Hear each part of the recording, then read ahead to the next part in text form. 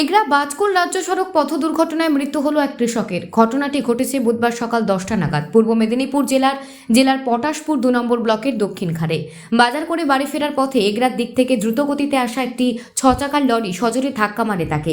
ঘটনাস্থলে মৃত্যু হয় দক্ষিণ খাড়ের বাসিন্দা পরমেশ্বর দাসের। এরপরে এলাকাবাসীরা প্রতিবাদে পথ অবরোধ করেন।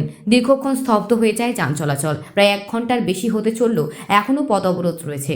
ঘটনাস্থলে পটাশপুর থানার পুলিশকে ঘিরে চলে বিক্ষোভ।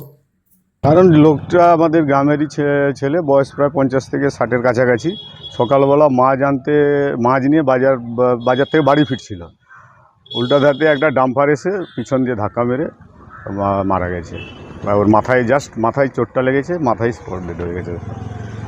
লরি চালক পালাত? হ্যাঁ, লরি চালক পালিয়ে গেছে। বর্তমান সিচুয়েশনে এখন অবরোধ করা হয়েছে এবং পুলিশের সঙ্গে বচসা।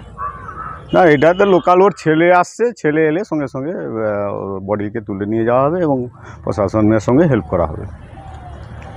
আপনার নাম? আমার নাম অশোক মাইতি। আমাদের সাথে থাকুন এবং দেখতে থাকুন নিউজ প্রাইম টাইমস, আপনাদের সাথে আপনাদের পাশে।